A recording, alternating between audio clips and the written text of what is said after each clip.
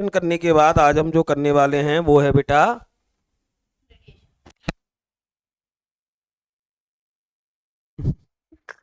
ठीक है, radiation part करेंगे। अब आपको जैसा कि मैंने बताया था, समझिए ध्यान से रेडिएशन में क्या करना है। देखिए कन्वेक्शन में तो कुछ है ही नहीं है ना, आता है क्वेश्चन ज्यादा, तो मेन रेडिएशन है। अब जब हम सुनो बेटा, जब हम रेडिएशन की बात करते हैं तो दो तीन चीजें याद रखिए कि कोई सी बॉडी जिसका टेम्परेचर टी है, एब्सोल्यूट टेम्परेचर की बात कर रहा हूँ, केल्विन टेम्परेचर की बात कर रहा हूँ। अगर कोई सा भी बॉडी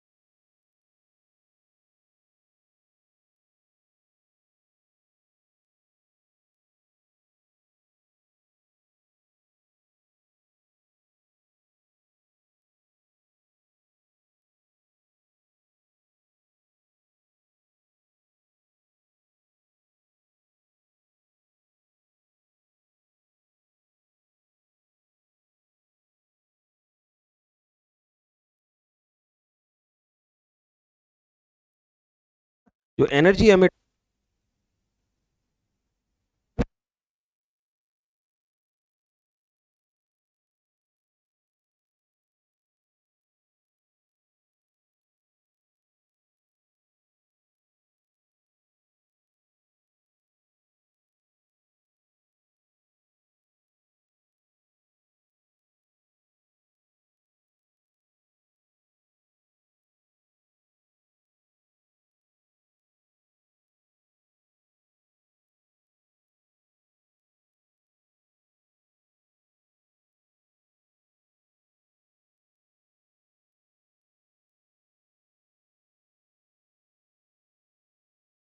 हाँ अब देखिए जैसा कि मैं आपसे बात कर रहा था कि अगर कोई सी बॉडी होगी, कोई सी बॉडी होगी जो हीट एमिट कर रही है, मतलब टेम्परेचर टी पर है, वो थर्मल रेडिएशन एमिट करेगी।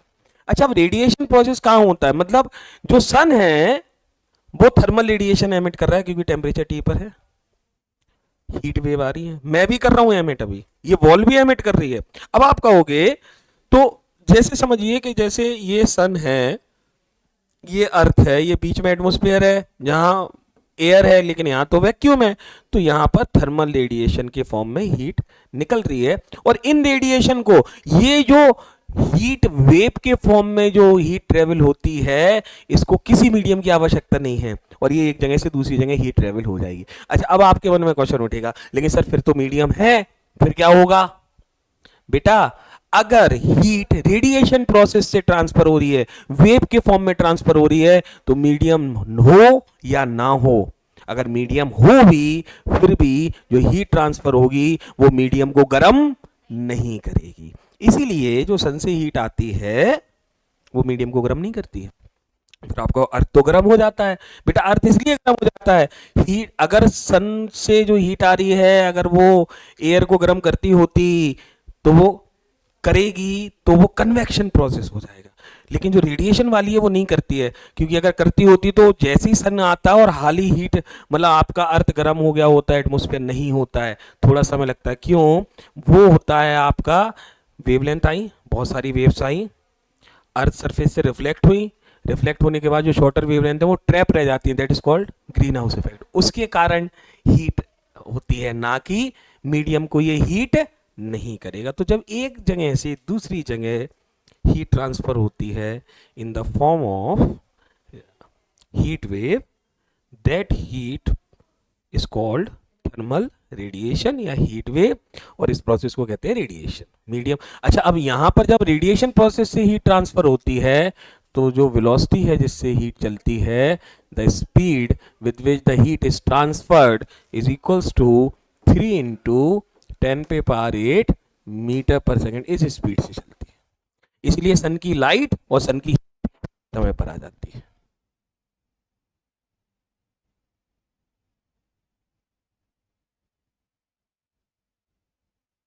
जब हम रेडिएशन प्रोसेस से हीट ट्रांसफर पढ़ते हैं तो हमें दो चीज़ों का विशेष ध्यान रखना है।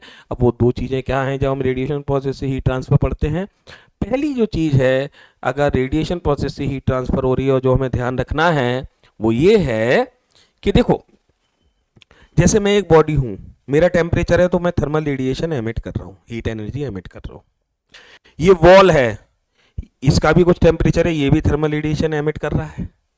तो बेटा मैं एमिट भी कर रहा हूं, लेकिन जो वॉल से थर्मल रेडिएशन निकल रही है, हीट एनर्जी निकल रही है, उसे एब्जॉर्ब भी तो कर रहा हूं।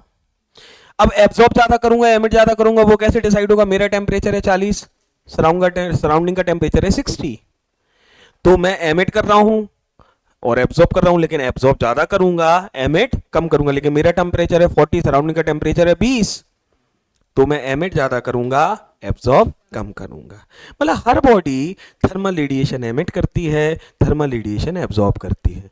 तो उस बेस पर यहां पर दो कंसेप्ट आने वाले हैं। The first is emissive power. पहला क्या आएगा बेटा? एमिसिव पावर क्या होता है, ध्यान से समझिए। एमिसिव पावर को हम स्मॉल ई से शो करते हैं। We are going to denote the emissive power by letter small e. ध्यान से समझिए एमिसिव पावर क्या है। किसी भी बॉडी, जैसे एक ये बॉडी थी, जैसे ये एक पेन है, ये कितनी थर्मल रेडिएशन एमिट कर रहा है, ये कितनी थर्मल रेडिएशन एमिट कर रहा है।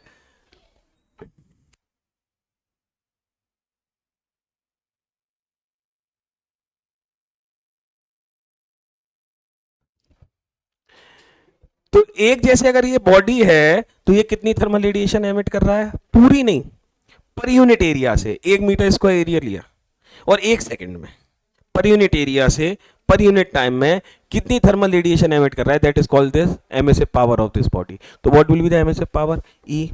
द थर्मल रेडिएशन,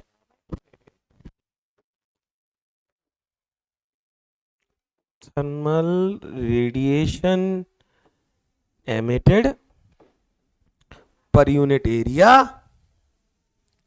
पर यूनिट टाइम। ठीक है, तो आप इसी चीज की डेफिनेशन बना सकते हैं कि कितनी थर्मल रेडिएशन है, हीट एनर्जी एमिट हो रही है पर unit area per unit time, that is called the emissive power. कोई सी बॉडी है उसका एमिसिव पावर निकाल सकते हैं। अच्छा, इसका अब एसआई यूनिट देखते हैं। एनर्जी का एसआई यूनिट जूल, एरिया का मीटर स्क्वायर, तो मीटर -2, टाइम का सेकंड -1। जूल पर सेकंड को हम वॉट लिख सकते हैं, पता है ना? जूल पर सेकंड क्या होता है? वॉट होता है कि नहीं? कैपिटल डब्ल्यू, पावर, हाँ, एनर्जी अपॉन टाइम। तो इसको हम वॉट मीटर -2 भी लिख सकते हैं। एक चीज याद रखना, जब हम हीट पढ़ते हैं तो मैंने आपको को पहले भी बताया हो कि एक और यूनिट चलता है हीट में, कैलोरी, तो चलता है ना। और एक कैलोरी में सीजीएस यूनिट का काम करता है कैलोरी, मैंने बताया था मुझे लगता है। हाँ हाँ, तो आप चाहो तो इसको कैलोरी में भी कन्वर्ट कर सकते हो। एनर्जी, हीट एनर्जी को आप कैलोरी में भी लिख सकते हो, लेकिन हम नहीं लिख रहे हैं, कोई आवश्यकता भी नहीं है। ठीक है, ये हो गया एमिसिव पावर। अब एक मिनट सुनो, यहां पर एक और कंसेप्ट आएगा, spectral emissive power. Emissive power के बाद अगला कंसेप्ट क्या आएगा? Spectral emissive power. अब एक मिनट समझिए, स्पेक्ट्रल एमिसिव पावर क्या होता है। स्पेक्ट्रल एमिसिव पावर को बेटा हम ई लैम्डा से शो करते हैं, ई से एमिसिव पावर। अच्छा, अब एक मिनट समझो बेटा, जैसे ये एक बॉडी है, ठीक है, ये थर्मल रेडिएशन एमिट कर रही है, मतलब वेव्स एमिट कर रही है, हाँ, हीट की वेव्स। वेव मतलब वेवलेंथ होती है। तो क्या सिंगल वेवलेंथ की सारी रेडिएशन एमिट करेगी? नहीं, बहुत सारी वेवलेंथ है जो एमिट करेगी। 2000 आर्मस्ट्रॉन्ग, 3000 आर्मस्ट्रॉन्ग, 4000, मतलब -10, -6, -7 मीटर वाली होती है, -10 मीटर वाली भी होती है, तो आर्मस्ट्रॉन्ग -10 होता है। तो बेटा अल्टीमेटली मान लीजिए बहुत सारी वेवलेंथ एमिट कर रहा है, तो हर वेवलेंथ का एमिसिव पावर अलग अलग होगा कि नहीं होगा? जैसे हमने कहा 2000 एमस्ट्रॉन्ग के पास कितना एमिसिव पावर है बताओ। 3000 एमस्ट्रॉन्ग वाली जो वेवलेंथ है वो उसके पास कितनी एमिसिव पावर है बताओ। तो किसी भी पर्टिकुलर वेवलेंथ का जब आप एमिसिव पावर निकालते हो, that is called spectral emissive power. Spectral शब्द स्पेक्ट्रम से बना है, स्पेक्ट्रम ग्रुप ऑफ वेवलेंथ या ग्रुप ऑफ फ्रीक्वेंसी उसको कहते हैं। ठीक है, तो what is spectral emissive power? अगर आप किसी बॉडी का ई लैम्डा निकालेंगे तो क्या होगा? कितनी थर्मल रेडिएशन एमिट हो रही है पर unit area, per unit time, per unit wavelength. समझ गए? पर यूनिट वेवलेंथ, ये स्पेक्ट्रल एमिसिव पावर। तो इसका यूनिट क्या बनेगा?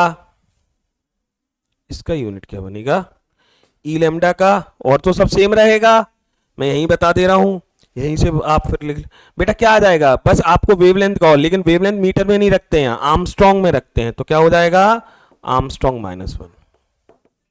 समझ गए, किस में रखते हैं वेवलेंथ, आर्मस्ट्रॉन्ग में, आप चाहें मीटर में रख सकते हैं, लेकिन क्योंकि मीटर में होती नहीं है इसलिए ये लोग आर्मस्ट्रॉन्ग, इसलिए इसे इसको बहुत बार ऐसा यूनिट नहीं कहते, बस यूनिट अकेला कहते हैं, क्योंकि अगर ऐसा यूनिट होता तो फिर हम मीटर में रख रहे होते। ठीक है, क्लियर है, तो this is emissive power. Now the next thing that is going to come is absorptive power. Body emit करेगी तो एब्जॉर्ब भी करेगी। ठीक है, तो अब हम देखते हैं next thing is the absorptive power. तो देखिए बेटा, जब हम एब्जॉर्प्टिव पावर की बात करते हैं,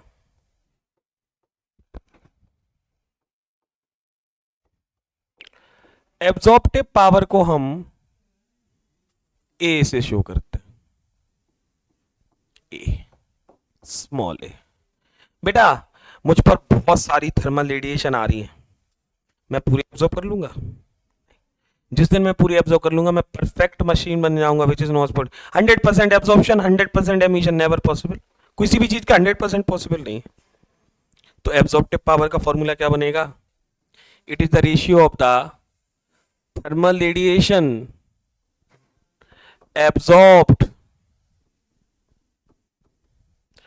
thermal radiation absorbed divided by total thermal radiation incident.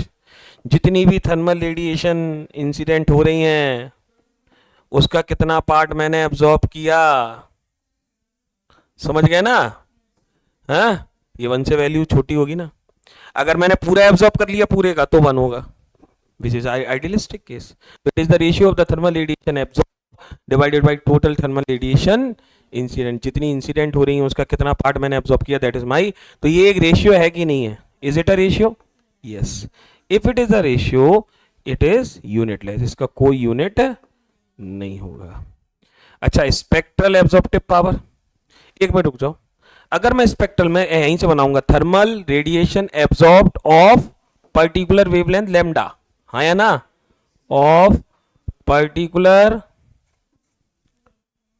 Wavelength lambda divided by total thermal radiation incident of particular wavelength lambda. जैसे समझेगा 2000 आर्मस्ट्रॉन्ग वाली जो एनर्जी है 3000 जूल है, उसका कितना पार्ट मैं एब्जॉर्ब कर रहा हूं, that is called spectral absorptive power. नहीं आया समझ में? क्लियर है, समझ में आ रहा है? स्पेक्ट्रल एब्जॉर्प्टिव पावर और एब्जॉर्प्टिव पावर। अच्छा यार, अब एक चीज समझिए, हाँ कोई डाउट? अब एक चीज समझिए, परफेक्टली ब्लैक बॉडी, एक ऐसी बॉडी जिसपे जितनी भी थर्मल रेडिएशन आ रही है वो पूरी 100% एब्जॉर्ब कर ले, उसको हम परफेक्टली ब्लैक बॉडी कहते हैं। एक साइंटिस्ट थे फेरी, उन्होंने एक बॉडी बनाने की कोशिश की जो परफेक्टली ब्लैक बॉडी थी, उसके आसपास की तो बना ही ली, 100% नहीं बना पाए तो क्या होता है, बहुत काफी हद तक सफल रहे। अच्छा, एक चीज और याद रखना, परफेक्टली ब्लैक बॉडी मतलब ये मत समझ लेना कि perfectly black body black colour की होती है, क्योंकि प्रैक्टिकलिटी में हमारे पास सिर्फ एक ही बॉडी है जो परफेक्टली ब्लैक बॉडी है, और वो है बेटा सन। देखो, एक किरचॉफ का लॉ है जो हमें नहीं पढ़ना है, वैसे था हमारे सिलेबस में पहले। किरचॉफ का एक शानदार नियम है, सुनो, किरचॉफ लॉ है एक। किरचॉफ ने कहा हीट में कि जो बॉडी जितनी अच्छा एब्जॉर्बर होती है वो उतना अच्छा एमीटर होती है। और आपको एक चीज और पता है कि प्लेन सरफेस और रफ सरफेस में प्लेन सरफेस बैड एब्जॉर्बर है और रफ सरफेस गुड एब्जॉर्बर है, और कलर्स में डार्क कलर गुड एब्जॉर्बर है और लाइट कलर बैड एब्जॉर्बर है। किरचॉफ ने क्या कहा, good absorber are good emitter. जो जितना अच्छा एब्जॉर्ब करते हैं, तो डार्क कलर अच्छा एब्जॉर्बर है तो अच्छा एमीटर है। इसलिए गर्मियों में अगर कोई काले कपड़े पहन के चल रहा है, उसके साथ तुम चल रहे हो तो तुम्हें गर्मी ज़्यादा महसूस होगी, क्योंकि वो ब्लैक कलर जितना अच्छा एब्जॉर्बर है उतना अच्छा एमीटर भी है, तो थर्मल रेडिएशन एमिट भी जबरदस्त करेगा। समझ गए? अच्छा, गुड एब्जॉर्बर मतलब बैड रिफ्लेक्टर, और बैड एब्जॉर्बर मतलब good reflector. There is always a difference between reflector and emitter, याद रखना। रिफ्लेक्टर मतलब ये होता है जो लाइट आ रही है उसको एब्जॉर्ब नहीं कर रहा है। एमिटर मतलब अपनी हीट रेडिएशन एमिट कर रहा है, that is a different thing. Source है, दैट इज एमिटर। रिफ्लेक्टर मतलब जो आ रही है उसको कितना। तो आप 2 पॉइंट पहले हेडर पे लिख लो, वैसे ये सिलेबस में नहीं है लेकिन जरूरी है इसलिए लिख लो। लिखो good absorber are good emitter, हेडर पर good absorber are good emitter and bad absorber are, अगला point, bad absorber are bad emitter.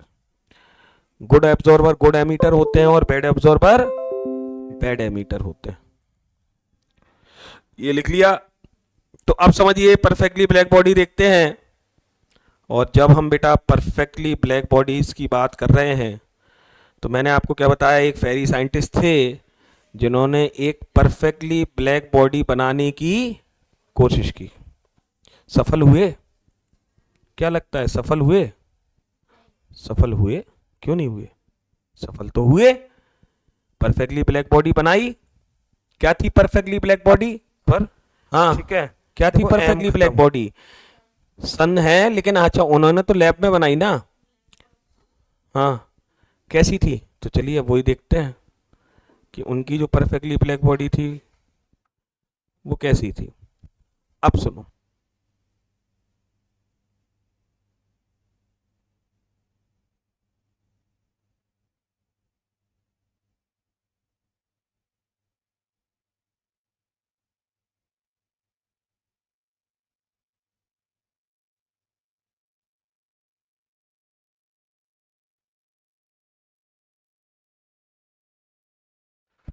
Double walled enclosure लिया, पहले लिखते हैं परफेक्टली ब्लैक बॉडी।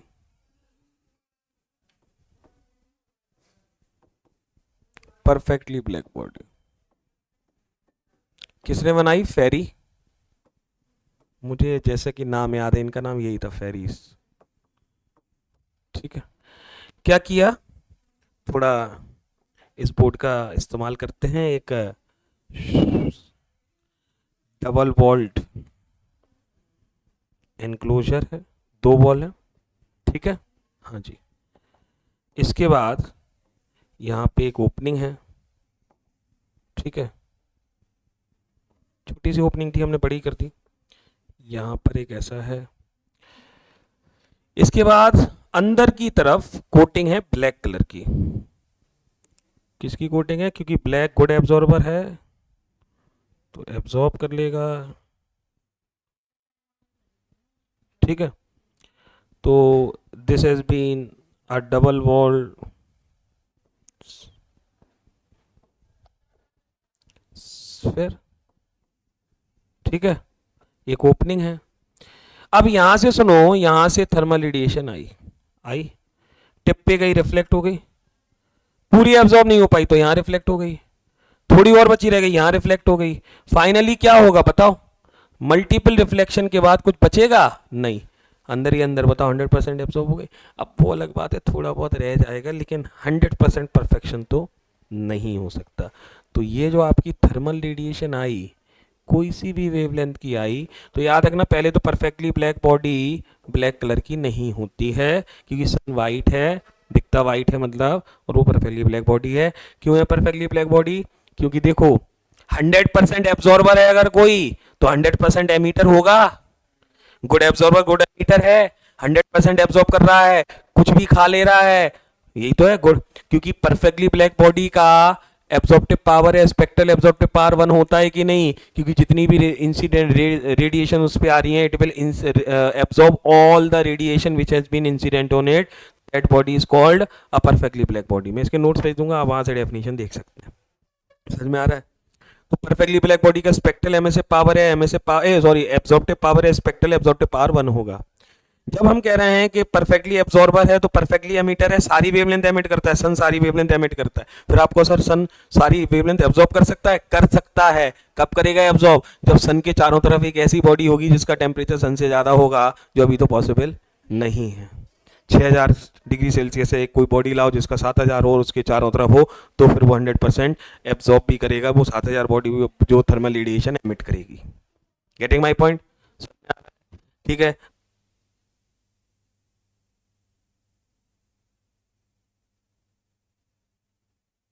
का एम ए से पावर,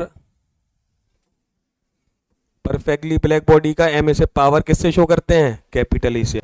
और किसी बॉडी का एम ए से पावर स्मॉल ई से शो करते हैं, और परफेक्टली ब्लैक बॉडी का एम ए से पावर कैपिटल ई से शो करते हैं। ठीक है, क्लियर है इतना?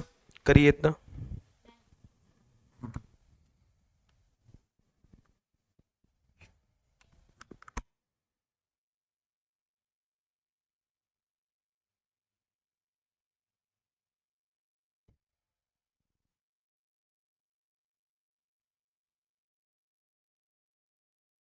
इसमें कोई दिक्कत आ गई?